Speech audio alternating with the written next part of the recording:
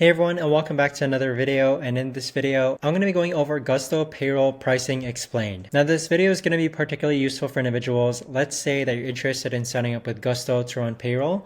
Which pricing plan is right for you? Now this video is going to be short, sweet, and simple, guys. There's not going to be a lot of steps involved. Now with Gusto Payroll Online, okay, they have 3 different subscription plans. They have the simple plan starting at $49 per month. They have the plus plan starting at $80 per month. And then they also have the premium plan starting at $180 per month. Now, I don't know anyone that uses their premium plan with Gusto, but with the simple and plus plan, there's one big differentiating factor that's going to decide whether the simple plan is right for you or the plus plan is right for you. And that's whether or not you're running payroll from multiple states. So if you're only running payroll for yourself, you're a single member LLC, you're the only one in your business, then go with the simple plan. That starts at $49 per month, and that's what I've been using for the past 5 years.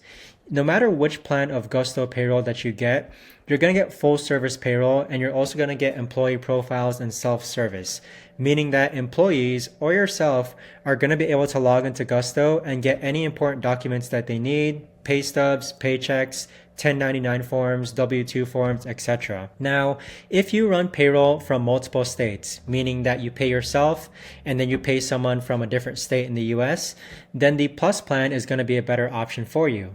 This starts at $80 per month, and this is going to allow you to run payroll in multiple states.